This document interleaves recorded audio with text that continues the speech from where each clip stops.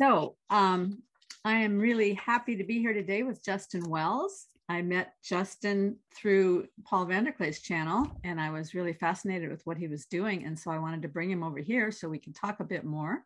So Justin, could you introduce yourself a little bit and then tell folks what you're up to? Well, first of all, how you got there, how you got interested in what you do, and then what what your plans are for the future. Sure. I'm really glad that we connected. It's amazing.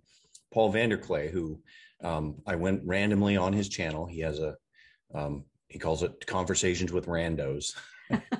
And from that one conversation, I've met a whole bunch of great people, so it's great. My name is Justin Wells. I'm here at Justin Wells Studios here in South Pasadena, my photography studio. And let's see. I've worked in the film business as a camera guy for 15 years. Grew up evangelical Christian. Now I'm Presbyterian. In undergrad, I went to an evangelical school and studied film. And so a lot of the conversations we were having was how to think about faith in film, faith in art, And then I kind of grew in sophistication subsequently every few years in getting other master's degrees. Basically, kind of a weird thing to say, but because I was bored on the side, the freelance nature of my work afforded me to pursue other things. And so I got a degree in philosophy.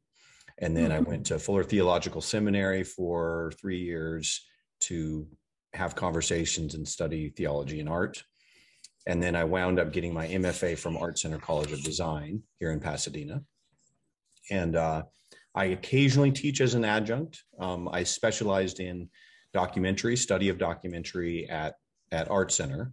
And I came out with a book called How to Film Truth, The Story of Documentary Film as a Spiritual Journey, that is put out through Stock. And it's a theology and film monograph series with Fuller Theological Seminary. And so it's kind of my attempt to kind of explore what's going on with nonfiction film, with documentary film, born out of my many years of going to the Sundance Film Festival and participating in these dialogues called the Windwriter Forum.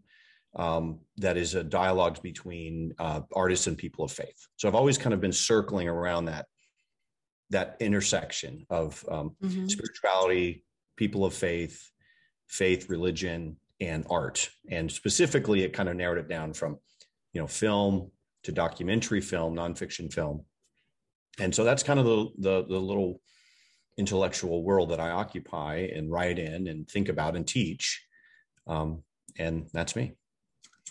Well, so I have several questions that arise out of that. First one is, have you run into the rabbit room? Apparently I have, because I see their posts on Facebook. So. Oh, okay.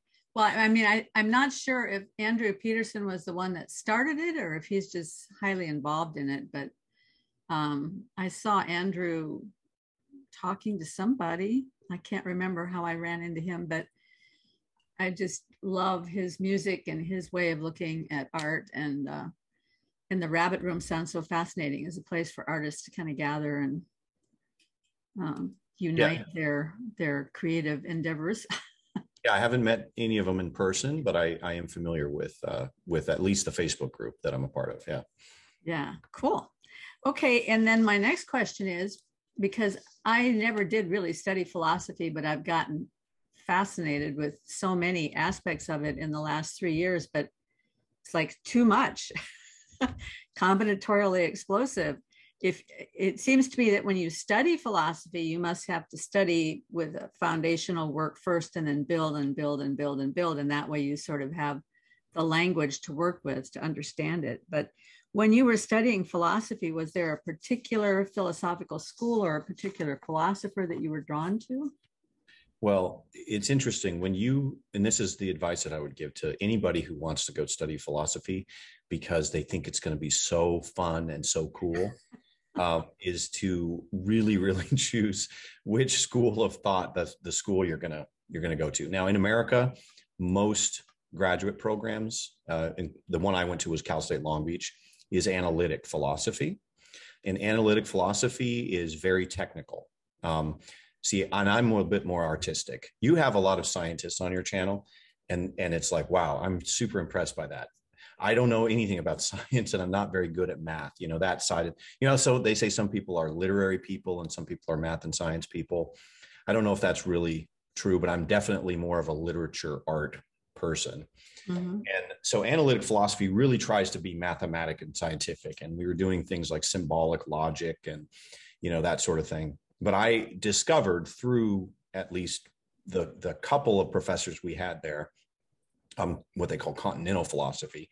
And that's more what you would think of when you think of like Plato and Aristotle, Kierkegaard, Camus and Sartre, the existentialists, all of those kind of, people that were also novelists as well as philosophers, that type of thing, Mm-hmm. So what I remember finishing my degree there, and I wrote my thesis on the meaning of life, which was so funny to me. It's a little broad. Because I had to argue why that was a legitimate serious philosophical topic. Because there's still an influence, I think, in academic philosophy from the school of logical positivism, which I know a lot of people might not know what that is, but it's what C.S. Lewis was arguing against in Men Without Chests. What is that essay that he wrote? Abolition of Man. Abolition of Man, yeah. Where basically they said anything that's not empirically verifiable or tautological, in other words, like it's either true and virtuous by definition, or it's true from in being empirically verified. Everything else is nonsense, So morality talk, nonsense. God talk, theology talk, nonsense, Mm-hmm. And that legacy, weirdly enough, it was debunked in the 50s, and none of the original proponents of that were C.S. Lewis's colleagues carried that on. A.J. Ayer, the famous kind of main guy who was at, I think, was at Oxford, I think, with C.S. Lewis, by the 50s said, oh yeah, we messed that up because that statement itself isn't very empirically verifiable. The statement that nothing is true unless X, Y, and Z is an empirically verifiable statement. So, but the weird thing to me is that or the funny, ironic thing is that it still holds a lot of weight in academic philosophy. And so I had to spend a portion of my paper arguing why meaning is a philosophical concept that is meaningful. That makes sense. So that was kind of the state of academia, I think, philosophical academia at the time. I was definitely influenced by Wittgenstein and, mm-hmm. and his concept of language games. And I still kind of use that, which is something that sort of came out of that later on, was speech act theory, which is the idea that when you say something, you're doing something, like it's not just that language is a description of the world. You can actually command, for example, or you can praise, or you can admonish, or you can encourage, or, you can do things with words, Mm-hmm. And so there's a sense that you're doing a language game. There's a certain rules to how you do things. And I take that now and I apply it to how I think about art, and specifically how I think about documentary film. Wow. Okay. Well, so I have a couple questions there. Well, a statement first. I lost interest in philosophy in college because my professor was going on and on about Wittgenstein. But what his big thing with Wittgenstein was A is B, if and only if A is B. And the grass is green, if and only if the grass is green. And I'm sitting there like, well, yeah. What? I mean, I couldn't, maybe he didn't give us the good stuff. He didn't give us the speech act theory. He didn't give us all that good stuff. And so, and then he told, as he would talk about each philosopher, he'd always talk about how they ended their lives. And most of them either ended in a mental institution or committing suicide or something like that. And I thought, well, why would I want to study something that destroyed so many people, And so, and that was before I was a believer. So I didn't understand the importance of even thinking things through, really. When I was that age, I was so completely stupid. But but I have read a little bit of Wittgenstein in the last couple of years, and I find a lot of what he says extremely interesting.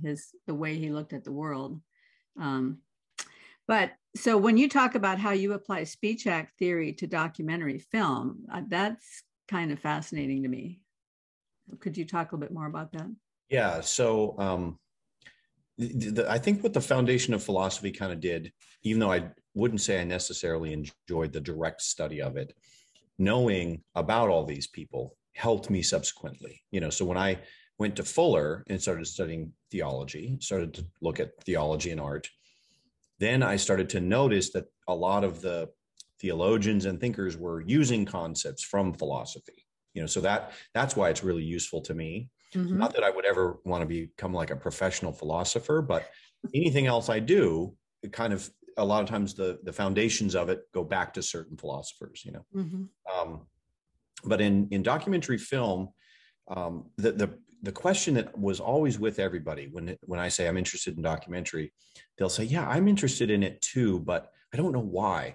Like when I watch a documentary film, I like it, but I don't know why I like it. I don't know. I wouldn't be able to tell you like what you should do to make a good documentary. I just know it when I see it. That's kind of what people say. Mm-hmm.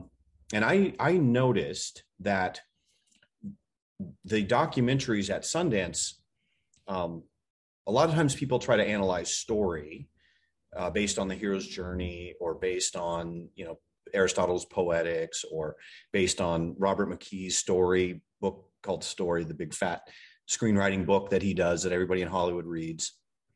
And it's all based on how to sit down and write out a story. It's like starting with a blank page. Okay, now I'm going to get my characters. But what do you do? What about starting with reality and then trying to find either a story or something interesting? That's a very different process in a lot of ways. And so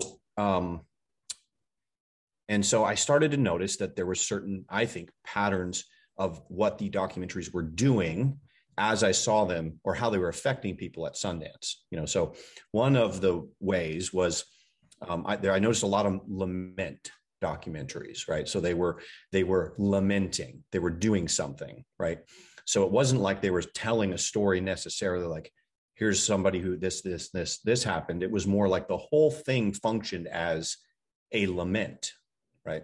And so I was really influenced by Nicholas Wolterstorff, who wrote a book called Art in Action, which was arguing the same thing, that the art is doing something. In the age of the museum, people used to think art is there to be contemplated. You put it in the museum and then you think about it, but he says in context, in culture, it's there to do something. Religious art, liturgical art is there to maybe bring you through certain experiences in the different seasons, the liturgical calendar, et cetera, or, there to help you worship, and then you think about a funeral, that it's almost like mirroring. There's art that kind of does the same thing that a funeral does, and it laments, it mourns, And so I came up with these categories that I think are the common actions that I see documentaries doing. And it was lament and celebration, two different ways to remembering something good and remembering something bad or tragic. And then testimony and confession, and then just one that I call poetic expression. And these are performed, they're performative kind of. It's like, this is celebrating, or this is lamenting, this is testifying, this is confessing. So it's like an action in the world that the piece performs. And I don't think that's only true of documentary film. I think it's probably true of a lot of other forms of art as well. Well, I was going to say, I did a study of the Psalms with a woman who was quite a biblical scholar, and that's the way she described the Psalms. The categories of the Psalms are very similar to that. Right. They're the lamenting Psalms, the celebratory Psalms, the imprecatory Psalms, the testifying Psalms, the confessing Psalms. Yeah, very similar, which is not surprising. Right. And it's not as though these filmmakers were setting out in thinking those terms, but that's just what they naturally kind of settled into, I think. Mm-hmm. So what I'm trying to do now, when I teach my little class on documentary and when I advise people on documentary, filmmakers, actual artists, is, think about whether or not maybe if you are testifying to something, or if you're operating in confessional space, or if you're operating in, or if you're lamenting something, what is it that you're trying to process through? And then you have, if you pick one, you have this whole like tradition throughout all of history of other forms of expression that are doing that same thing. So there's a lot of kind of genre conventions to draw upon, and just things that you can use to enrich what you're doing, because you're constraining yourself to that action, so you're putting, you talked about how sometimes you have to put limits on your artistic practice in order to have better expression, so this is what I'm limiting to myself to. And now within that frame, I'm going to explore, that as best as I can. When you just said one of my favorite words, frame, and it brought up in my mind a comment that one of my viewers made a couple of weeks ago on, I can't remember which video it was, but he quoted G.K. Chesterton, which he frequently does. This viewer has so many quotes at hand. It's just amazing to me.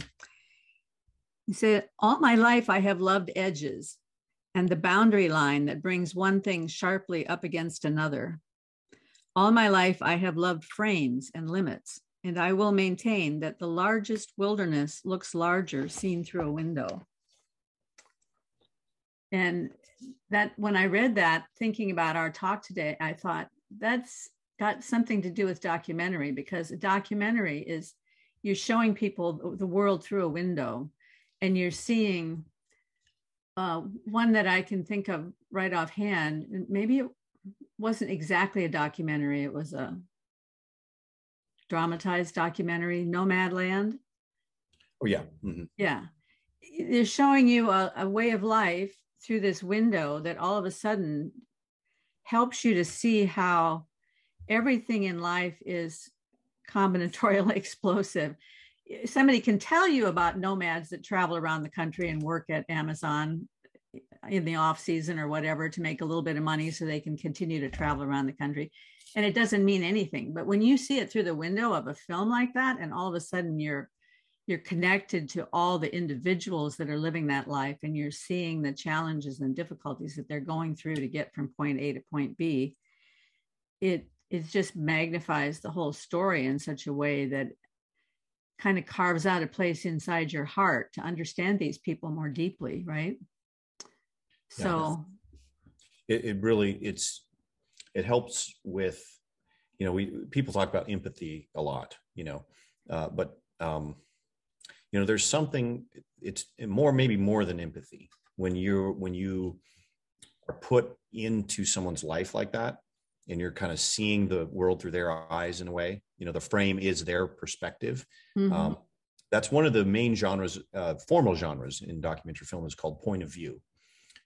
I think it's Aristotle that has 4 elements of narrative: plot, character, atmosphere, and point of view or viewpoint, where, those 4, every story has to have all 4 of those.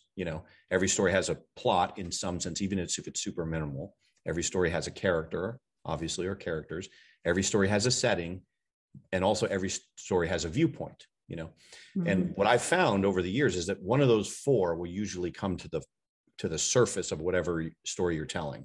So if it's a character-based one, the order of events, the plot doesn't matter as much, and if it's an atmosphere-based one, maybe it's more about the background, the socio-political, economic landscape background, than it is about the plot or the characters, But viewpoint is another one that can emerge, where it's because it's being told from this point of view, which is not your point of view, right? It's there's a certain value that you get from that viewpoint, which is, it's not, I don't think it's empathy so much as it's sort of identification with the person. It's like living a little bit of time as that person almost, So would you say that the documentary filmmaker has a responsibility to be faithful to the point of view of the people involved in the documentary rather than trying to impose his own point of view on it? Well, it depends on what you're doing. Again, it's like the art and action thing. If you are a filmmaker who tells stories from your point of view, and that's the most interesting thing. Werner Herzog is a famous documentarian, one of my favorites, and he thoroughly operates in the point of view world, and it's his point of view. He's almost watching the documentary with you, and the voiceover is like he's sitting next to you in the theater, whispering in your ear, telling you're watching it together almost. So what's interesting about a Herzog film is that Herzog went out and found something that he found interesting. And so that's why you watch a Herzog film, but if you're a filmmaker who is telling a story from the point of view of a certain community or from a certain individual, Nomadland, I think, would fall in that world, even though it is partly fiction or partly dramatized, then yes, the main goal, basically what choice you make there in terms of whose point of view it's going to be, now that's going to constrain your future choices. So if you say, this is from my point of view, then tell everything from your point of view, right? But if you say, well, I'm telling their point of view, I'm telling this person's point of view, then that's now your new rule going forward. Well, because it seems like there's something that's kind of gone haywire at least in Hollywood, in the dramatic and comedic filmmaking in the last 15 or 20 years, or maybe longer. It seems like there's an imposed point of view on every single thing that we watch, and it's all the same point of view, and it's getting a little boring and tedious. Always having somebody in your ear telling you, this is what you're supposed to think about this. You're supposed to think this about this, But I don't really want to go down that road because I sort of try to stay away from ideological stuff. But so you're making these documentaries. You're interested in the shape and the form of documentary, and recently you got interested in Jonathan Pageau's work on some of the archetypal nature of patterns that happen in the world. And to what extent does that come in? Has that factored into your new way of thinking about documentaries? Yeah. Now this is where it might overlap with some of your work. So when I read Language of Creation, he was talking about how different levels of reality relate to each other, and that there's a fractal character to reality, patterns within patterns, And so when I'm thinking about, let's say a documentary student, and they're saying, okay, I want to make a documentary about this subject, right? What's the main thing that they're trying to do in order to make it interesting, or in order to make it meaningful, or worth your time to watch, right? What they're doing, and not consciously, but I think this is part of the artistic tax, is they're making connections between different levels of reality. So when we talk about the base level, which is the building block of a story, the anecdote, right? The anecdote is, here's a little piece of action that happened that I'm showing or that I'm telling, right? But why am I showing you or telling you that little piece, that anecdote, right? And usually the reason why is because it connects up to something higher.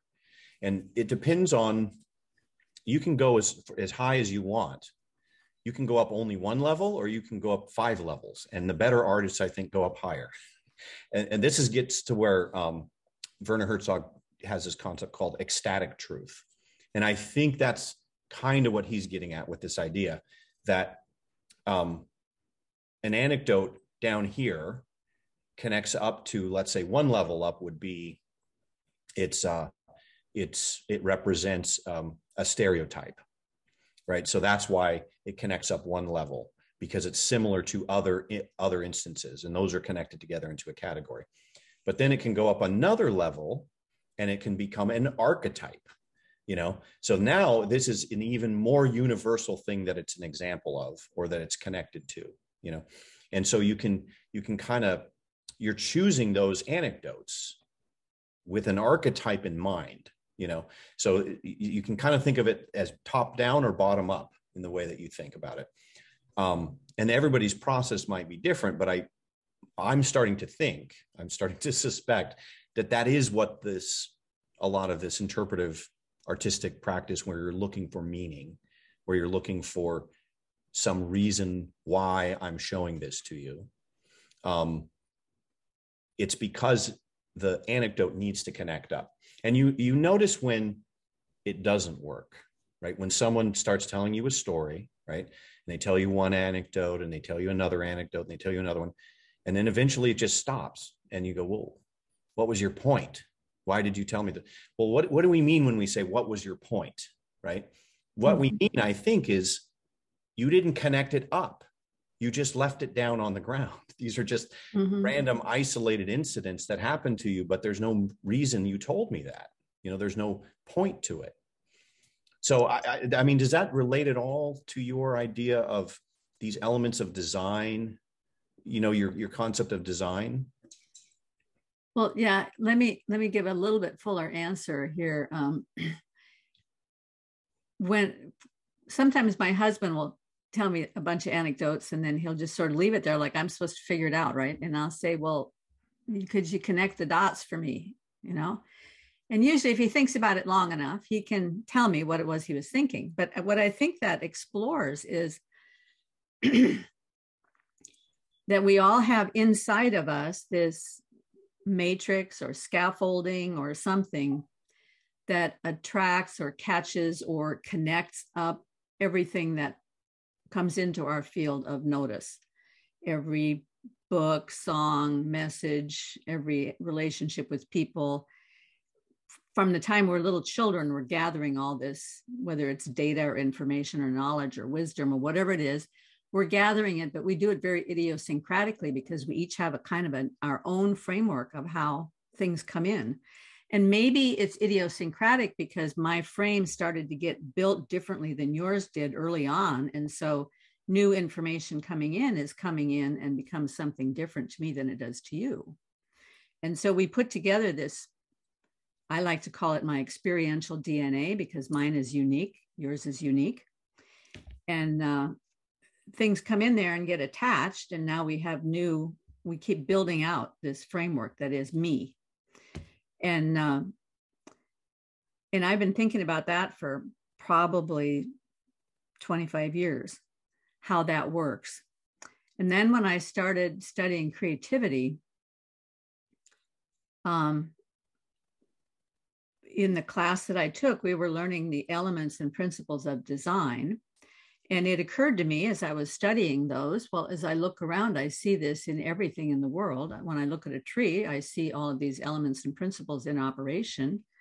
When I look at even the pavement under my feet, that somebody came in and poured this road, I can see all these elements and principles in operation. And so is that just the way that my brain thinks about it, my own viewpoint on things, or is there something that's real about that, that's substantial about that? So if I take, for example, just one element and say that in every work of art, you'll see line. I mean, that's true in music too. And then that's true in documentary film. It's true in drama. You'll see a line moving through the drama. But that line has a certain character to it. It's not just line. That line can have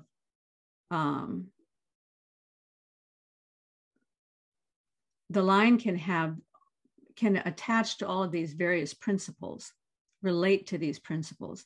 So the principles that I learned were unity, harmony, contrast, dominance, repetition, variation, gradation, and balance. So let's just take, for example, how line might relate to repetition. You can have self-similar or slightly different repetition of this line throughout the painting that adds some interest to it. And then the line itself can have variations in it. It can have gradation in it. It can be very thin in some places and thick in other places. It can have texture where it's rough in some places and smooth in other places. You know, the difference between a a line of a Sharpie and the line of a paintbrush loaded with paint is going to be a very different character to the line. So in the same way, when you look at a tree is not composed of mathematical quantities, but it's composed of mathematical quantities in relation to these qualities that affect the mathematical quantities. So a tree might be composed of so many pounds of mass, but that mass is all arranged in a certain way that's relational, it's contextual, it's proportional. Some of the other elements are things like line and size and shape and color and value and texture and direction. So that kind of thing, you see the direction of even electromagnetic forces. You see everything runs in value from dark to light. So my line can be a very light color, or it can be a very dark color. It can be light against dark or dark against light, or it can be two very close values, almost two very similar grays that are almost the same. And so it's just a slight shift that makes you take notice. So when you're painting a painting, you're making all these decisions in your painting. Am I going to use a predominance of line, or am I going to use a predominance of shape? Am I going to use a predominance of texture, or is it going to be smooth? Or am I going to use texture as my focal point? And so to me, one of the most important of all of the principles is dominance, because it's dominance that brings unity to the piece. And that was a really hard one for me to understand. But one of the things that so the order of seeing, visual seeing, they say, is that first people will see value. They'll see dark against light first before anything else. And then after that, they will see pattern. And then after that, they will see color. So if you want your color to be prominent in your painting, you're going to avoid stark value contrast, because stark value contrast shifts the viewer's eye over to the value contrast rather than to the color. But in a painting, you want to have unity. So you can't have a whole bunch of bright circus colors and then a whole bunch of very gray, shadowy colors in there, or it's going to be very confusing to the viewer. So the way that you build unity is that you have a dominance of one kind of thing. If you want a textural painting, maybe you'll have a dominance of texture, and then you'll have some smooth area. You'll have a dominance of warm colors, and you'll have a cool color someplace. You'll have a dominance of highly saturated colors, or you'll have a dominance of neutral colors with one highly saturated color. The dominance is not there to call attention to itself. The dominance is there to call attention to the focal point. And I think that's the way the universe works, because they talk about how the universe is so vast and so big that there couldn't possibly be a God, and we couldn't possibly be of any value whatsoever, because we are so small and insignificant compared to the size of the universe. But what if God constructed the universe to be that big and that dominant and that grand, so that the focal point of his special creation is the little jewel sitting on this jewel case, right? I'm talking too much anyway. That gives you a little window into it. Wow, that's great. Yeah, it does relate to, well, I mean, certainly it relates to how I approach photography. You know, mm-hmm. I've got a photography showcase coming up here, and I've been doing a bunch of photography with weird old vintage cameras. You know, this is a wide lux, and this is a Rolleiflex, you know, a 1930s camera. My dad had one of those. just for fun, and just as a, you know, I've been trying to, you know, I tell all my students to develop habits for practicing your art. And it's very hard to do in film because it's so resource intensive. You know, like a novelist can write every day, or a painter could sketch every day, or, you know, a visual artist, but you can't make a film every day, you know. So I've kind of adopted photography as my way of doing it. And I think it's analogous to the documentary task, because you're, rather than like you're talking about putting it on the canvas and saying, okay, am I going to use contrast, or am I going to use, you know, line or color saturation or whatever? You're selecting it based on what you see in front of you, and you're having to make, you know, choices. And some people naturally will just make those choices, and they'll look at their photograph and they'll think it's following all of those principles. You know, your eye is drawn to here. You know, it's kind of over time, you learn to compose and you learn to look for those things, kind of. And then when it doesn't work, you might not know consciously why, but you'll look at that and you'll go, no, that one doesn't really work. You know, and maybe this one's better, or maybe I'll do it different next time. And so, yeah, I think what you're doing is that fractal nature of reality, of the universe, that exists in everything. You know, like if you zoom into a piece of broccoli, you'll see that same shape at the microscopic level of the broccoli, you know. So when you're looking closer at reality, and I use framing devices, you know, like the camera, you'll start to see the patterns. You'll start to see those relationships, and you'll start to see how you can construct. Well, you'll start to see what it means, I think. You know, that's kind of like the human artistic task, is looking at the world and looking for what it means. I think that's kind of like the quintessential human task, you know. And when you were talking, I was thinking about, when you're talking about pattern, or what you were talking about texture, right? I recently went to the LA Art Show, and there was a big exhibit on Jackson Pollock, right? And that's the famous, my kid could paint that painter, you know. But there was this, this is the first time I've ever actually gotten to see a real life, large scale Jackson Pollock up close. And there was an article there about how someone was trying to fake a Jackson Pollock and how they couldn't do it. And the reason why was they were talking about fractals, quintessentially enough, you know. And they were saying that if you zoom in on any square inch of that painting, it's going to mimic the larger pattern, because of the process that he had of putting the paint on the canvas, which is unique to him, and other people can't replicate it. So there's a sense that he's choosing the texture as his device of unification. That's what causes unity out of diversity. It's the same pattern throughout the whole piece. So you might say, well, it looks just like chaos to me. There's no unity in that, right? But there's unity. The diversity of all of that paint is unified in virtue of the fact that it was made by the same guy with the same process, and it created this fractal structure that you could endlessly explore. You know, and that's the interesting thing about a really good piece of art, is that you're tapping into the meaning of the universe, I would say, or in the meaning of reality. So that's why you can explore a work of art beyond even what the artist thought about or intended, right? And there's always the sort of debate within modern society of like, if the artist didn't intend it, then it's not legitimate, right?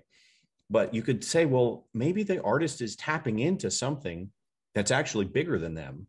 And so you could have something legitimate come out of it that is meaningful, that they never thought about, that they never intended.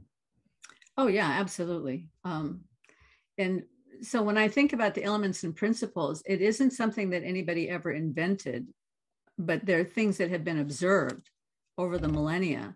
This is what draws people's eye. This is what captivates people. This is what gets people to look through the painting and try to understand, try to find meaning there, right?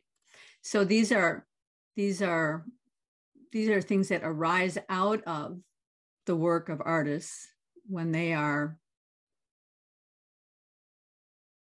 seeing the world in their own unique way and then trying to represent either what they see inside their mind or what they see out in the world with paint or, you know, or sculpture or whatever that they're using to represent that, right? So it's not imposed, but it's observed. And then the other thing is that I think a lot of meaning comes out of paintings that artists may never have intended, you know. Even the very representational paintings that came out of the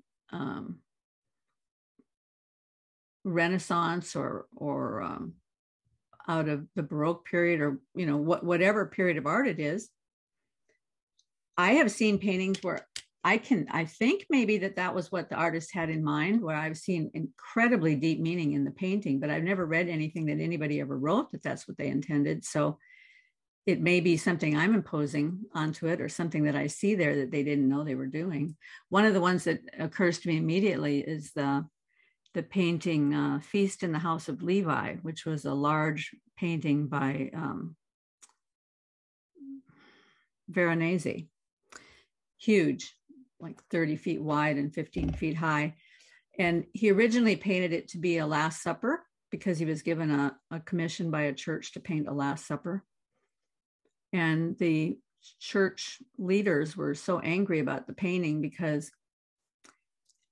Jesus and the disciples are arrayed at a table, but all around them, there's life going on. There's cocks fighting over in the corner, and there's a guy trading, buying and selling, and there's some little kids playing with toys on the floor. But sitting next to Jesus, there's a little boy, and he's looking at Jesus. Everybody else is busy with their stuff. Even the disciples are off talking to other people. This little boy is looking at Jesus. And so they said, this is heresy. We can't put this up as a Last Supper. So he changed the name of it to Feast in the House of Levi, which is the time that Jesus went to eat with the tax collectors and sinners in the house of Levi. And they let that pass then. Okay, yeah, we'll save this painting if that's the name of it. But I always felt, looking at it, that that's exactly what he was saying, was that in the world, everybody's busy, they're doing their own thing, but there's this one. Jesus is there for just this one, right? He's looking, he cares, he wants to listen. And so I think a lot of times that happens. I know with most of my work, I work a certain way. I can't stop myself from working that way. I can think, oh, I want to be all Zen and apply the paint, you know, stroke by stroke, so that I have control over it. But once I get started, I'm just, and then when it's done, I have to step back and say, okay, what did I just do? What does this mean? And I think it's that way with any work of art. You can take it, and afterwards you can dissect it. You can look at every pixel and say, okay, that pixel is such and such a saturation of red, and it's a value 3. And that pixel over there is such and such a saturation of blue, and it's a value 7. You can take the whole thing apart like that. You can take it apart in terms of, this line goes from a 1/16 of an inch to a 1/4 of an inch, and it gets jagged along this edge, and it's smooth on that edge. And once you've dissected the whole thing, you have nothing. It's a big zero. All the meaning is gone. But that's what we do with science, right? We take these things that are made of proportion and relationships and context and beauty, and we dissect them until there's nothing left. Yeah. Well, that I often toy around with the idea of, when you go to write something or create something in the film world, there's so many workshops and so many different, you know, how-tos, and follow this formula and this and this and this, you know. And I always found that a lot of that doesn't necessarily produce something very good when you try to follow it, you know. It's maybe good to have known, to know about, say, the hero's journey, or how screenplays work, or, you know, how composition works. But there's this weird sense that, you know, when I compose a photograph, I'm not thinking that much about, consciously about composition. I'm just looking for a way to frame it that I like, or if you're writing, and I hear this from writers, my friends who are screenwriters and such, they don't think about the technicals of screenplay writing when they're in the middle of writing, because you can't. Yeah, it's a weird thing. Like it's something that you kind of need to know in a lot of ways, because you can't.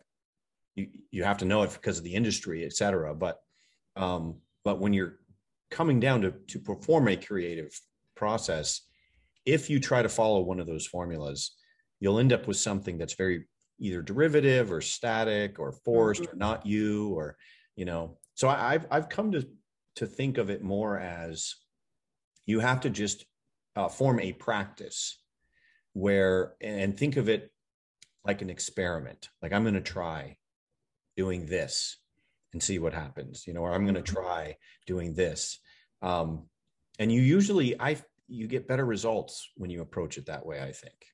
And maybe all of that knowledge in the background informs all of it, all of the skill informs it and stuff, but the actual creativity, the creative process seems to be something that is a bit more playful. Well, yeah, that was how I found out that I was creative in the first place, because when I first started painting, I just thought all I can do is copy pictures. But then when I took that class, and the very tight constraint that we had in that class is that you have to produce 20 paintings in 10 weeks. They have to be large paintings, at least 2 feet by 2.5 feet minimum.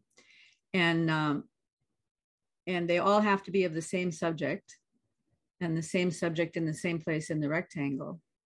So I did one of a cello player. So I have my cello player. She's sitting there. How many paintings can you do of a cello player in the same cello player over and over and over again? Pretty soon, because you've got this box around it, you're forced to start thinking, well, what if I added more texture? What if I changed the value contrast? What if I made her blue instead of pink and white like a person? What if I make it monochrome? What if I make it very colorful? What if I make it very abstract? And so that what if question opens up all sorts of worlds. And after 20, you think, oh, I could do another 100 easy, because once you start asking the what if question, it's endless. Yeah. Somebody told me the other day, it was a musician buddy of mine. He wanted to talk about documentaries, and he said the ones that he likes the best are the ones at first when you think they're about nothing, like you don't think this could possibly be interesting, right? But then you take that sort of microscope to it and you pay attention to it. I think it's something to do about paying attention. So there's a film that I love that I used as an example in my class of a documentary that starts out banal, but it becomes emblematic. And it's called The Parking Lot Movie. And it's just about these guys that work as parking lot attendants in this paid parking lot. And it's about their lives and about them philosophizing about life. And it's just like, that seems like such a boring thing. Like, how could a parking lot, But it's one of my favorite movies, and I found that process of just focusing in on something, and not making it about everything, focusing in on something specific. You can find just a lot of fascinating things there, and I think maybe it helps you to. There's a certain posture to going through life that lends itself towards gratitude, I think, or being enamored with the wonder of existence, that you lose quickly, very, very quickly. The example that I always use is that my grandfather dreamed to fly. He always wanted to fly. He flew in World War II. He was a crop duster for a little while. And when he was retired, he used to take us up in the glider, with a 2-seated glider, and we'd get to fly a little bit, and, I fly all the time now on the plane, and I don't even look out the window. It's like, two generations ago, this was like the most amazing thing anyone could think of. And then, once it becomes achievable, it becomes ho-hum, right? Mm-hmm. So sometimes I think the artistic task is some kind of a meditative way or intentionality, way of refocusing your wonder sensors or something, where you can really look, wow, this is amazing. This is a miracle. You can kind of reset it, because if you don't, then you'll just keep taking things for granted and keep taking things for granted, and you'll never be happy. In positive psychology, they find that everyone has a baseline, at wherever you're at. Famously, I think it was Stephen Hawking they said, how can you be happy when you're paralyzed like this? And he said, well, when I was paralyzed, my expectations went down to zero, and everything since has been a bonus, right? And so you could compare people who have won the lottery are, famously, they're not happy. People who win the lottery are not happy. And people who have a tragedy in their life, ironically, often are more happy than someone who has had a tragedy, someone who has had a good fortune, right? Mm-hmm. And I think it's this baseline. Psychologically, you have this level that you expect. And when it dips below that, like when I'm on the plane and I'm sitting next to someone who annoys me, right? All of a sudden I lose all of that wonder for flying and the beauty that I can see out the window, and I'm unhappy, Mm-hmm. And all it takes. So I don't know, there's this baseline that a lot of people debate about. Can you move that baseline? Like, can you make it so that it's higher or lower?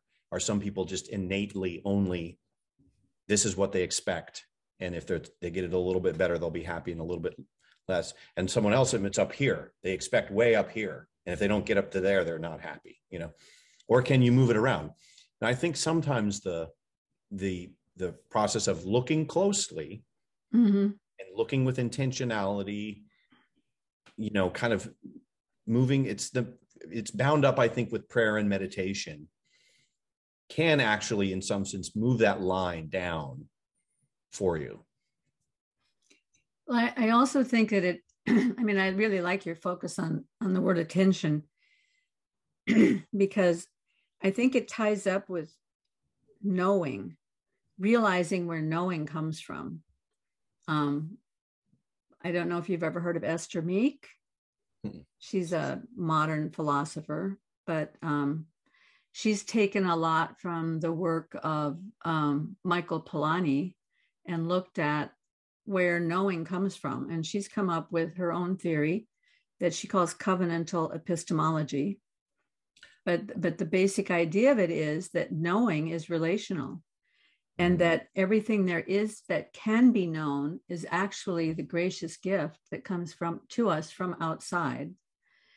And so if you want to know something, you have to be in relationship with what is outside, either, through the imagination, through that attentional focus.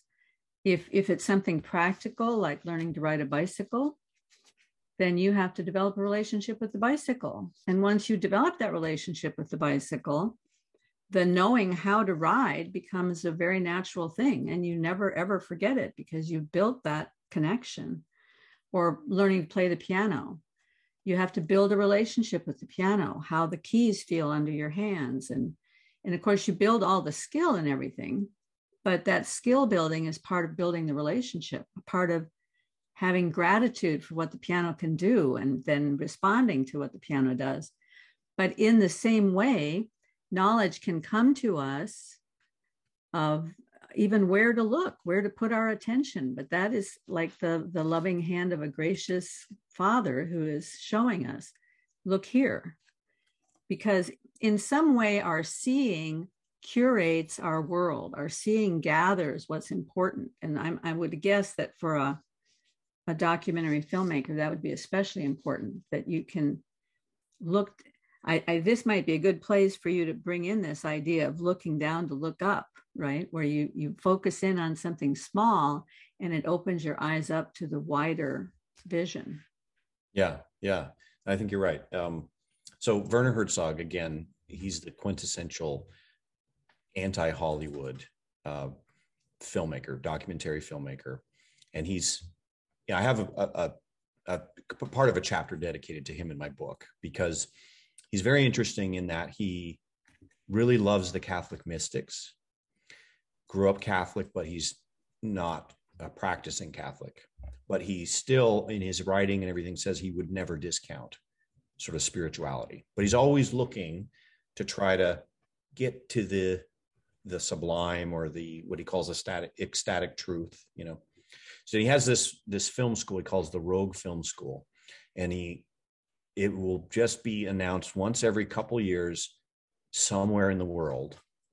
Let me turn off my phone. And one time it was in Cuba, one time it was in Berlin, and if you get privileged to do this Rogue Film School, he'll tell you his techniques, and if you get his master class, he's got a lot of that same stuff in there. But he makes everyone read this book called The Peregrine, and it's this book written by a guy who is just bird watching the peregrine hawk. Mm-hmm. And he says, if you read this book, you'll make better documentary films. And it's like, what? And what I think he's doing is he's saying, this person is doing the process through his medium that I'm trying to do through my medium, right? And so I'm familiarizing myself with his process. So I lost my copy of the book, but I do have myself reading just 2 minutes from the book. Let's do it. Yeah. Okay, so I'll go ahead and share it. And this is just a little introduction and one passage, and then I'll talk about it. I mean, think of just.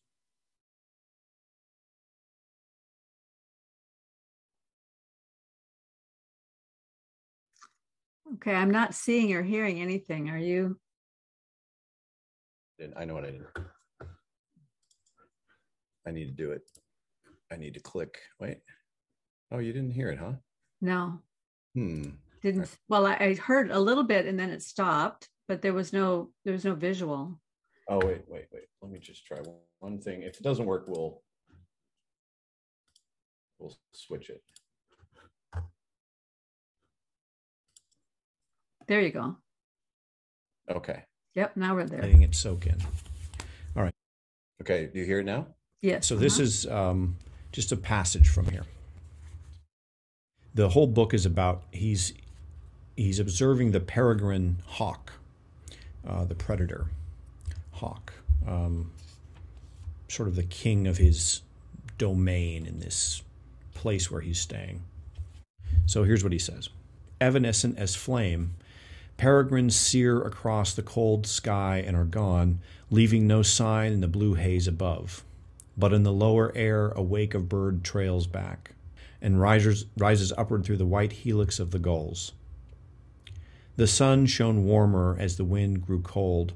Woods floated clear along the ridge. The cedars of the big house lawns began to burn and smolder into dark green light.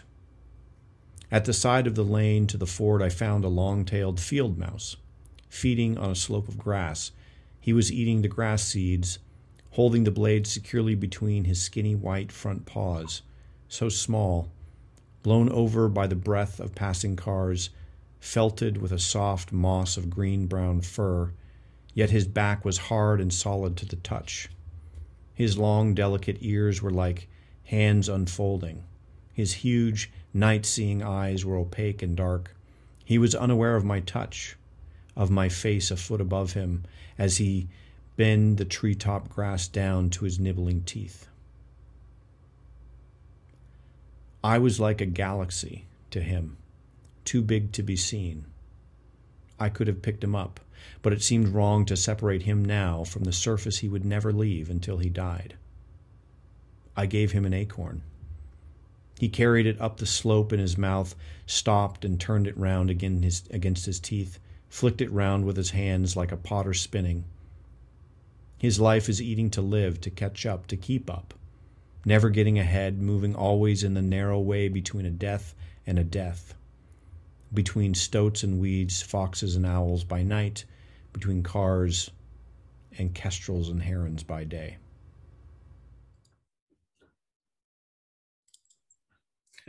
Wow, that's evocative. Well, what I found so amazing, I think, about that passage is that he's looking at the mouse and he's thinking to himself, it lives in 1 square foot for its entire life, right? And what is he, the human being, to the mouse? He's like a galaxy. He's so far above. The world of the human being is so far above. How could this mouse ever understand it? And so he doesn't pick him up. Why? Because it wouldn't understand it. You have to leave him on his level, and by analogy, you just think about your own life. Okay, well, my life is, like you were talking about, a small little blue planet in this vast universe, right? How could I possibly understand the next level up? Maybe there's a being looking down on me thinking, well, I'm not going to make my presence known because it would freak them out. They wouldn't be able to understand it.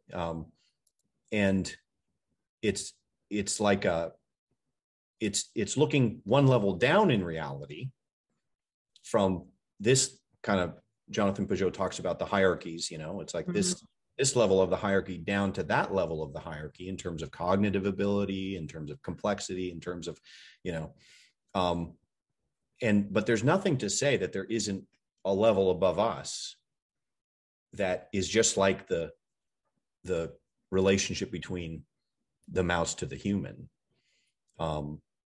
And so it would be, I sort of think of like when I was in philosophy, and we were reading Bertrand Russell, and Bertrand Russell famously, and later in his life said, well, the one thing I would ask God if I ever met him was, how come you never gave me any evidence? And I think of like the mouse, saying that to me, and it's like, well, because like you would never understand it.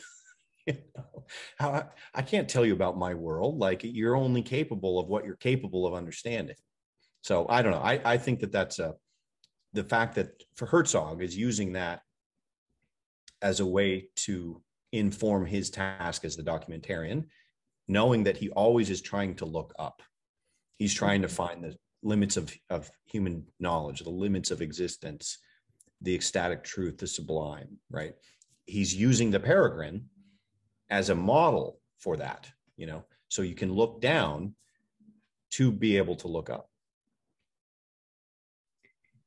Well, so this is just to help me with the context of the reading a little bit. The peregrine, the narrator is a human looking at the mouse, but the peregrine is flying around up above, right? Yeah. So there's another level up even where there's this sort of meta observation of the peregrine. But when you were talking earlier about little grains, you used the phrase little grains, and it made me think instantly of someone sent me a newsletter this morning called the Marginalia. There's some woman whose last name is Margin, something like that. She writes the newsletter called the Marginalia. And in there, she was talking about depression and how each of us, the only way we can actually deal with depression is to push it up. You have to push it up with your own joy. You have to push it up to get the cloud to rise.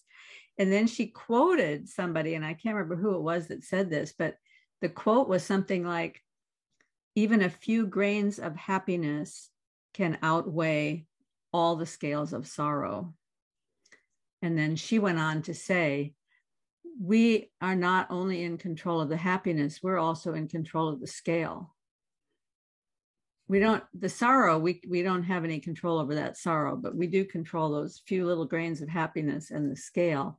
And that really got me to thinking about this whole idea of the observer and the like in quantum physics, the observer is essential for the wave to become a particle, for the world to become concrete. There has to be an observer. But the observer also needs a tool to do the observation. I think this is something that a lot of the scientists don't recognize, that they are also in control of the tool.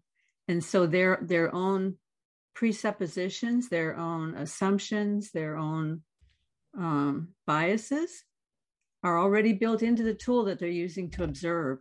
So if they're not seeing evidence, it may be because they're using the wrong tool, right? And then I also thought about something I was reading this morning from Goethe.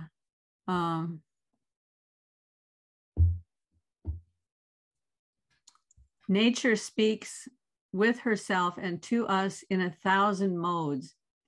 To the attentive observer, she is nowhere dead nor silent. She has even a secret agent in inflexible matter. However manifold, complicated, and unintelligible this language may often seem to us, yet its elements remain ever the same. The things of heaven and earth contain such a wealth of value that only the organs of all beings jointly can encompass it. He must have been quite a guy. Yeah. Goethe, it seems like a lot of Goethe's ideas, I didn't start reading any of Goethe at all until after I had been pondering this whole thing for a long time. But here's another thing that he says: the archetypal process instantiated by each particular form is perceptually distilled, bringing the general and the particular into coincidence. The particular is the general made manifest under different conditions. So that's what I'm talking about, with all of these different conditions interlacing in the way that they all connect to each other. All the qualitative and quantitative interlacing create something real. But that thing that's real is made up of this matrix of quantitative and qualitative things working together, where science tends to want to separate the two out, separate the quantity and the quality, and say, well, these are two separate things. We can study the quantity, but the quality is all conceptual. It's all our consciousness. That's one of the beautiful things about documentary filmmaking, is that you're exploring the qualities of perception. You're exploring the qualities of the qualia that our consciousness can relate to, right? On every level. Yeah. On my channel today, I released it's probably dropped probably about an hour ago. I released a discussion on truth and facts about documentary, and that's exactly, I think, what people wrestle with in the conversation about documentary film is that a fact, which is the anecdote or the particular instance of something, is true, but it's only true with a lowercase t because it happened. Mm-hmm. But if it's true with a capital T, then that means that it's an example of something bigger. So, you could think of like a father, the father archetype, and you have a example of a particular father, right? But if that father is not acting fatherly, then it's false in a sense, even though it's a real father, right? Mm-hmm. So it's a fact, but it's not true of the archetype, you might say, Mm-hmm. And so that's kind of why it's legitimate and important to choose the facts that you're going to show with purpose, because even if you don't, this is what I tell my students: if you don't think about that and you just put some facts in there, some examples, some instances, some anecdotes, people are going to make their own connection as to what you're trying to say. They're going to say, well, hey, they must mean this, when that's not what you intended, because you didn't think about how it connects up to the archetype. Mm-hmm. And now when people aren't very good at thinking archetypally, what they'll usually do is still try to connect it up, but rather than connecting it to an archetype, they'll connect it to, for example, like a political cause, or something that's a little bit lower than an archetype. It's a stereotype, or a, all people are like this, of this sort, something like that. It's a much lower resolution, lower example type of a thing, but they're still trying to do the same process. And so I think like the good artists that transcend generations and transcend the particular moments of their context are doing so because they're connecting it up to more, they're tapping into the archetypal, so that means that it's applicable in multiple generations and multiple contexts. Yeah, I really like that that idea about it's what I think about when I think about the word too, because we hear about Jesus being the Word, and that he was with God in the beginning, and he was God. So we know that in the beginning, before anything, is the Word. So that means that language or meaning is there at the beginning, right? But so then every word that we speak today has meaning in our context now, but it has a unique meaning as it comes forth from me. And as you hear it, it's going to mean something slightly different to you. There's going to be some shift there. But it also has meaning. If anybody sees this in the future, the meaning of that word may change in the future. And so they may be hearing something different then. And the meaning as I'm using it today may be different than the way that word was used 500 or 1,000 years ago. So language also has this, I'm not sure what you would call it, but it has this way of manifesting in the world so that the context greatly changes through history, through time, through space, and through relationships. So that's what makes language so very powerful, is it's got all of these connections in every single direction, right? Yeah, and I'm always so surprised that you can even translate between different languages, or that we could even understand something written 3,000 years ago. That we can even communicate to each other is a miracle. That there's enough continuity in, even though those things shift, that there's enough continuity for it to work. There's another concept that Nicholas Wolterstorff has in Art and Action called fittingness, which I found very compelling. And fittingness is this idea that this goes with that, that like the color red goes with anger, for example, or, the circle goes with the color blue, and, the color red goes with a square, something like that. Like certain design elements or aesthetic elements that they found. He wrote this book in the 80s, and he was citing a bunch of studies, but basically that a bunch of these sort of things that fit together seem to be universal in all cultures. Like, of course there's exceptions here and there, but the real kind of miracle is that you could go to an ancient Chinese source, and you can go to an ancient Near Eastern source, and they've made the same connection, that this fits with that, fittingness. Mm-hmm. And so I think that's another kind of layer to it of the artistic practice. You're tapping into a universal sense of fittingness within your context. And that's why it translates to people that are not in your context. It's a way of transcending the differences between my subjective experience and your subjective experience, right? How could we understand each other? Part of the way is that I put these two things together and they fit, and you watch it or you experience it and you say, yeah, it does fit. I also recognize that. Well, that's kind of like, I'm probably expanding on this a little bit, but I don't remember if Jordan Peterson is the one that said this or if he was quoting somebody else, but he said, the Bible isn't what happened. The Bible is what always happens. Mhm. And so when you read it, that's why it fits even today, because it's what always happens.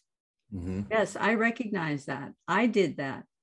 I am prey to that exact same sin, that exact same temptation. I can see myself in that story, right? There's a fittedness there.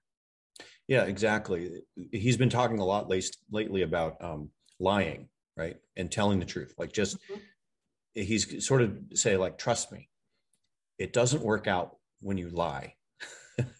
And you think, well, how do you know? Like, how do you know? You don't know the future, right? But this is what always happens, you know? It just doesn't work. Like telling the truth works better, even though you can't see. And the Bible is full of those kinds of principles. Like you think that you should do it this way. You think this is the right, but it's here to tell you, it's saying, look what happened to this person when they tried to do it that way, you know? Mm-hmm.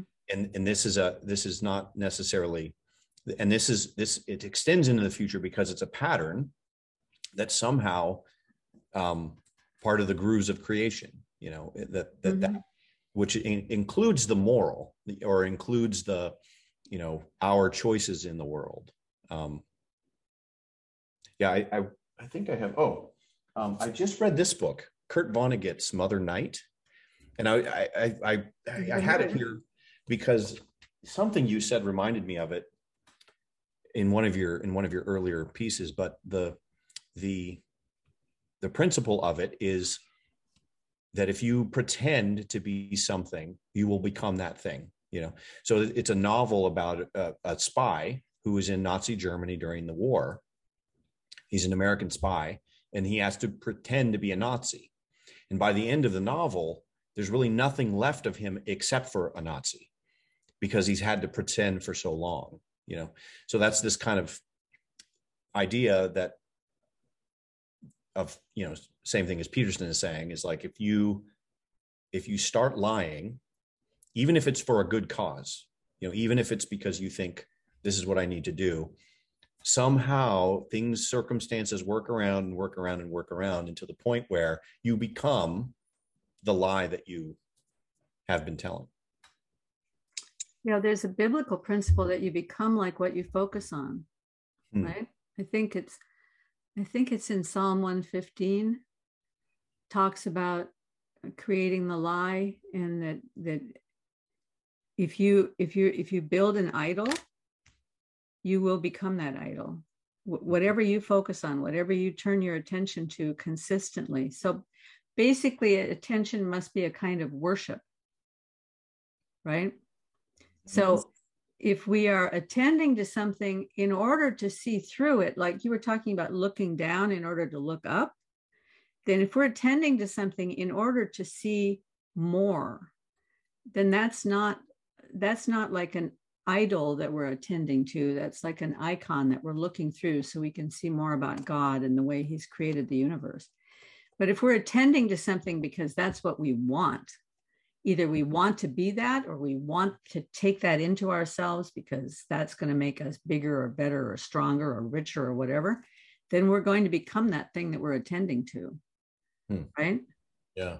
I think that's, and for some reason, Stockholm Syndrome jumped into my mind when you were talking about the Mother Night book, you know, Patty Hearst, and how, because she had to be with those people for such a long time that she began to think the way that they did and sort of take on their characteristic. And then I'm imagining that it takes a long time to ever come out of that. I knew a young woman once who went to prison for a hit and run. She was very young and she just got scared and she ran, but they still convicted her. And she was forever changed after being in a prison for a year and being in that environment and absorbing all of what is in that kind of an environment, you know. Yep. So do you have some ideas of projects that you're working on for documentaries in the near future?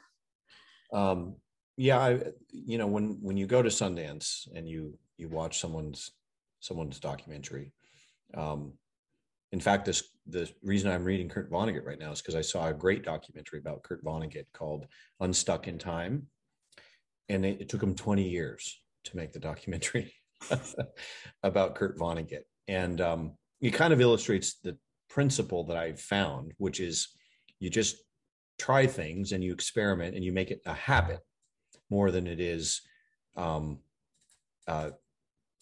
like Stephen King, I guess, once he finishes a novel, he starts writing a new one right the next day. He doesn't take a break, So the documentary lifestyle, I like to say, is just a lifestyle that you live. And then periodically things come out, So I have one about urban planning that I'm still working on and have been working on for about the last 5 years.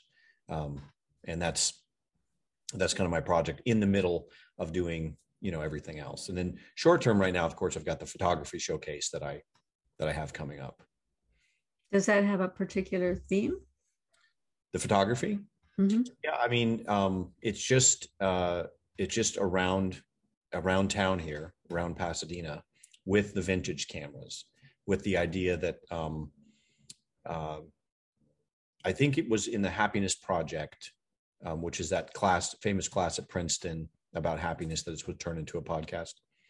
They talk about photography as something that can either take you out of an experience or put you into an experience, And so if you're taking out of an experience, it's when you're using your phone to show everybody that you're there, and you're more focused on that, like when you go to a concert and everyone's got their phone, it's like, you could watch that on TV and, you could go home and, it's going to be way better than your phone. And it's like, why are they doing that? It's like to prove that they were there. So that it's like not when you're doing it that way, you could say you're taking away from the experience of the concert because you're more concerned about showing to people how cool your life is. Mm-hmm. Social media feed, right? Maybe that's the difference between, like you're saying, looking at something versus looking through something, Mm-hmm. But if you go to like a museum or an installation or something, and you have a very specific craft of photography that you're doing, and you're using the photography to look closer, like I always talk about, you're using it to focus your attention, then it becomes actually a more enriching experience. Now you're kind of experiencing it a little deeper. So I figured I just would experiment with using cameras that don't look anything like the phone and that are very difficult to take a photograph with.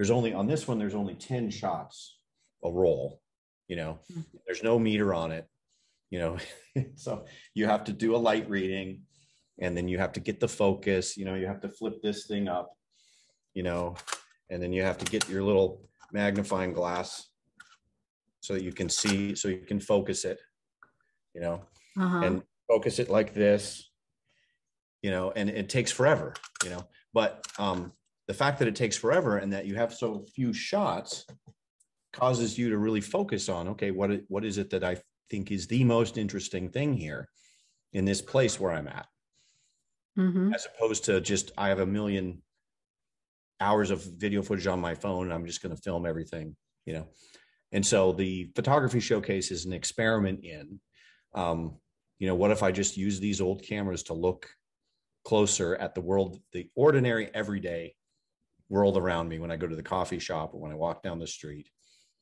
and what interesting things do I see? Well, so far, what's your favorite thing that you've taken a picture of? Oh, do you want to see a shot or two? Oh, yeah, absolutely. Okay, let me see if I can show this. Because I mean, I used to take photographs in order to paint, take photographs of things that I wanted to paint later on. Uh-huh. And then when digital cameras came in, I just take so many shots that I get overwhelmed. Now I can't even look through all the pictures. I just have exactly so many pictures, and it kept me from seeing things. It kept me from actually enjoying my environment. So I stopped taking all the pictures quite a while ago. Okay, are you seeing it now? I'm seeing a train, yes. Uh-huh. Okay. Yeah, so this is the wide lux I like the fact that it's so wide that that you don't get the keystoning on the edges, where on a wide angle lens, your outer edges will bow outward. Mm-hmm. So you can get verticals, but yet you can have a super wide shot, you know? Well, so this is a camera from the 30s, and you can use color film with it? Well, this is from the 60s. Oh, so okay. This one, this is the wide lux, and it actually scans across. Mm-hmm. So when you take a picture, see, it moves across like that. Mm-hmm. And it's 35 millimeter film. Yeah. So you can do some really kind of interesting things with such a wide frame. And you can play with perspective a bit. And it's always a bit blurry on one side, I think, because of the way it scans across. It starts to get moving. And I don't know if that's just particular to my camera or if it's in all wide lux cameras. And it really kind of distorts the lines too. Anything in the foreground is going to bow, you know, and it's just a different look, you know, than I have ever been able to achieve, you know. And well, the fading out on the left-hand side is just fascinating because it keeps you in the frame. Right. Yeah, exactly. Right? Yeah. You're trying to compose it in such a way that you can have a focal point. Mm-hmm. And I find that really interesting. I might actually do some prints where you actually see the negative like this, because I kind of like the fact that the image goes beyond the sprocket holes here. Mm-hmm. And even the little scratches and stuff I kind of like because it's on film. Well, and the sprocket holes are so evocative of the past. It's just wonderful. Right, exactly. And then sometimes the film, you know, I buy film that's pre-flashed, so it's you never know what you're going to get. It's uncertainty, you know. Mm-hmm. So this one, for example, there's a light leak that was already put onto the film, so you get this kind of these weird colors. Yeah, but that's so beautiful. And I'm experimenting with maybe doing some prints where one little palm tree pops up above. I do 2 shots, one vertical and one horizontal, because in LA, the palm trees, they're always shooting way up above the landscape, you know. So did you digitally knit those together, or? Yes, I digitally. Okay. I took 2 shots and then I just took the second shot and put it so that the palm tree. But it'd be fun to do a print where the print goes along like this, and then boop, this thing pops up, you know, above it, you know. But yeah, I don't know. I'm so used to composing with a traditional frame, right? Mm-hmm. And so this is a real, I find that a happy accidents like this, where obviously this is the famous Halloween house where they shoot Halloween, and it's in South Pasadena here. But you can have a line that brings your eye back to the center. Mm-hmm. I almost never compose things in center. I've just never, that's traditionally not a way that I've ever composed things. But you can have a line that brings you back in the center, and then you can have darkness and out of focus over here, which also brings you back into the center. Well, your focal point isn't exactly at the center, which is, to my eye, is great. Your focal point is right in the sweet spot. It's that set of the 2 windows on the upper right-hand corner where the light is striking the windows. Mm-hmm. Yeah. So that's your light. That's almost where your lightest and darkest come together there, except for the dark lines coming in from both sides that are leading you up to that place. Right. Yeah. Yeah. So anyway, so that's just a little. And so where do you get to do this exhibit? Oh, I'm just going to do, the first one's going to be for the Eclectic Music Festival on April 30th here. Mm-hmm. The whole street turns into kind of like an art walk. And I'm going to have the upstairs of the local coffee shop here. Mm-hmm. And then we'll see if it's something that people like, then maybe I'll do more, you know, like, for example, maybe offer them for sale or something like that, if I can find an easy way to do it with my other jobs, you know. But for me, the problem with selling is you have to mat it, you have to frame it, and exactly. And you don't want to frame all of them because you don't know which ones are going to sell. So how do you know which one to frame to show how they look framed? And the ones that aren't framed then don't look as good because they're not framed next to the one that's framed, and the whole thing is a nightmare. Oh, I'm sure you could with your paintings and stuff. Yeah. Well, so that's why years ago I stopped painting watercolor and I started painting acrylic on canvas. So I didn't have to worry about the whole framing thing anymore. Mm-hmm. Mm-hmm. Then you end up with all these frames and you don't know what to do with them. And yeah. And then the really frustrating thing is somebody buys a painting from you for $2,000 and they take it off to the framer and they spend $2,500 on the frame. Come on. The framer is just cutting 4 pieces of wood and sticking them together. So why does that cost so much money? But everybody is worthy of their hire. I shouldn't look at it that way. Yeah.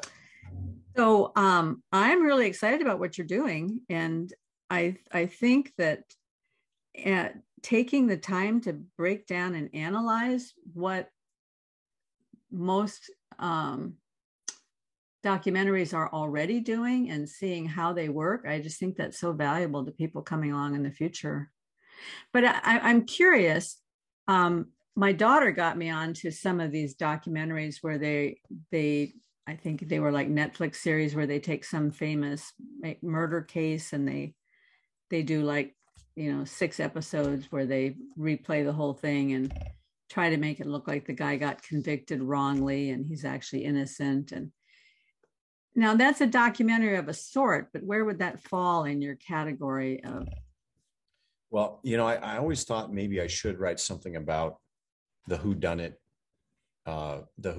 world, where, Mm-hmm. Even, there's a really big book on story structure called The 7 Basic Plots by Christopher Booker, who I really, really love. Even he had trouble categorizing when the Sherlock Holmes, Agatha Christie, murder mystery stuff came out as to which of the 7 basic archetypal plots that fit into, because a lot of the joy of it is trying to solve the puzzle, So I tend to think that there's levels of those kinds of pieces. Some of them are simply to present a puzzle, and they're simply, let's try to figure out what this is. And that's just an exercise in bringing order into chaos. The chaos is obviously an unresolved murder, an unresolved case or an unresolved instance of lack of justice. And then we all have this desire to bring it into order, to find the justice, to find, because leaving that door open to chaos, this murderer is still out there, like the one about the California killer, or,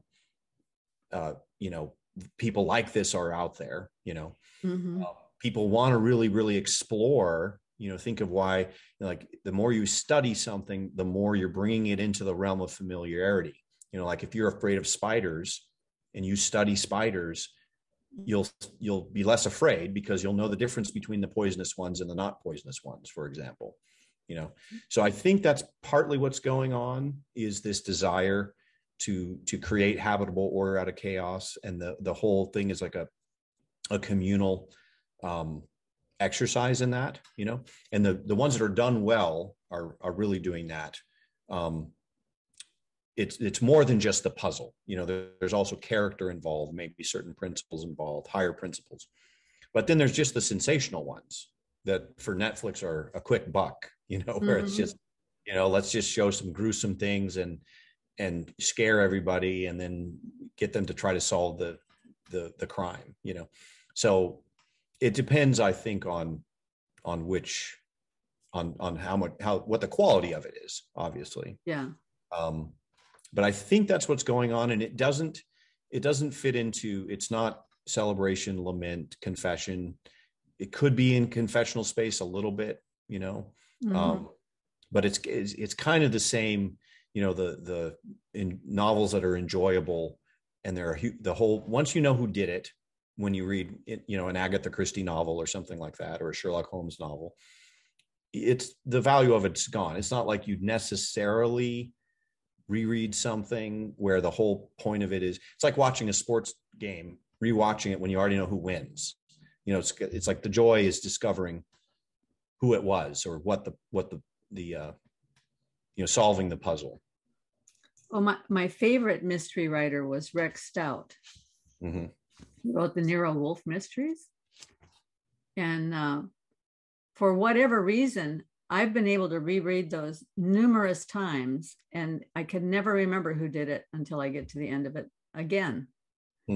So there's some way he wrote them, but I don't read them primarily. I don't read, even when I used to read Agatha, I don't read that stuff anymore because I'm too busy reading all this stuff. But back in the day when I used to spend a lot of time reading those kind of books, I didn't read them because of the mystery or solving the puzzle. I read them because I liked hanging out with those people. Mm-hmm. And I think that's true also of some of the TV series that are compelling, because they gather a cast of compelling people that you like spending time with. Monk was one of those. I liked spending time with those people. They're interesting, you know.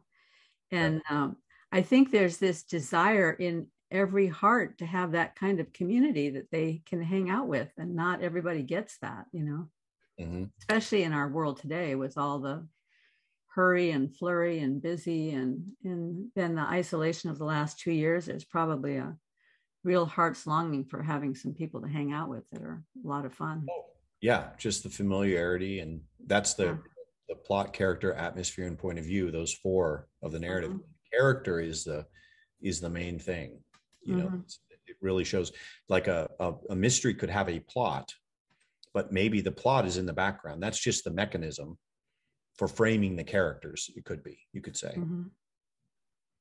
I once had an idea for a documentary that I thought would be a great one. So I'll throw it out there for you for free. I used to belong to one of these women's circuit exercise things where you go from machine to machine, and there's 13 machines or something like that. And so they have room for 13 women, and you get up every 30 seconds and you move to the next machine. Okay. Well, so when it's operating the way it should, you have these 13 women all talking to each other, telling you what's happening in their lives. And I heard some of the craziest stories that I've ever heard before. And I always thought, wow, it'd be a great series to have these women going through the circuit, and then somebody tells one of these crazy stories at the beginning, and then that story becomes the story for the next half hour. You spring out the story and show what actually happened. I mean, I remember one where she was talking about how her daughter was getting bullied at school, which is horrible. But what the girl did to her was to take a full plate of hot spaghetti off of the cafeteria tray, pull her pants out, and dump it down her pants. Can you imagine? Now that is maximum bullying. But the even worse, the school wouldn't do anything about it, didn't punish this girl. And her own daughter got in trouble for complaining. You know, I mean, it's that kind of thing I think just make great storytelling. Real stories that real people tell in their everyday life. Well, this has been a joy, Justin. I thank you for giving me so much time. And I hope it was also interesting for you. It was certainly interesting for me. And I'm going to follow your career with interest. Oh, thanks. Yeah, well, I have to say, I'm very impressed with what you've done with the people that you've been able to gather, the level of conversations that you're having. I mean, boy, it's such a valuable thing. Good, intelligent conversation. You know, it just, you don't get a chance to do it that often these days. You know, partly because you don't have the access to those kind of people that you're creating for yourself by inviting them, you know, to talk with you. And partly just because you don't have the time, you don't have the space. And what you're doing, I think, is you're cultivating an environment. You're cultivating a little nook, a little corner of space for this kind of quality conversation. And I think it's incredibly valuable. So I really, really am glad you reached out, and I'm glad to know you, and I'll be following your channel as well. Well, and if you ever want to come back and talk about anything again, I'd be totally up for that. You also do a daily podcast, right? So we want to be sure to link to that. My YouTube channel, I just started putting out kind of like what Paul was doing, Paul Vanderkleist, just throwing out some thoughts, some ideas to see if people like it. So yeah, my channel, I have some lectures up there about documentary, probably do some things about photography, basically the interest that I have. I'm calling it Justin's Coffee, since I drink so much Justin's coffee. Morning Coffee. Yeah. Okay. And that's also my Instagram as well, Justin's Morning Coffee. But if you want to just link down below, I'll send you the links. Yeah, that'd be great if you could send me the links. Yeah, I enjoyed your Instagram.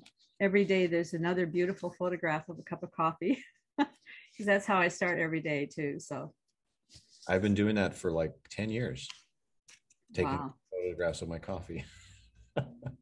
So by this time, you must kind of look at your cup of coffee as a photo opportunity, and so take some special interest in what kind of cup you use. And yeah, do you actively try to create a different look every day? I don't try. I just, I like to, the main reason I was doing it was to remember where I've been, because I travel for work. I do movies all around the world, working as a camera guy. And, I just wanted a habit, right? And so the habit is I'm going to take a photo of my coffee wherever I'm at. I don't usually do it when I'm at home. I do it when I go places, Oh, okay. And so it's just a habit that's there to remind me to appreciate wherever I am, and so I just use the coffee as a foreground element, to sort of make myself remember where I'm at and what I'm doing. That sounds like it would be a great practice to have every day, to have some little thing you do each day to just help you remember that this day happened. Because the thing I noticed, once we kind of turned the corner where the pandemic wasn't quite as bad, the year previous to that had completely disappeared out of my memory. It's like we didn't do anything, so there were no memories. Yep. We didn't get together with anybody, so there's no memories. And so it's a very strange thing that a whole year can disappear like that, right? And if you go to work and you go same office, same place, same commute, everything, 10 years can fly by. Yeah. Well, we don't want that to happen, so we're going to have our practices. Thank you so much, Justin. You have a great day. All right, you too. Yeah, bye-bye.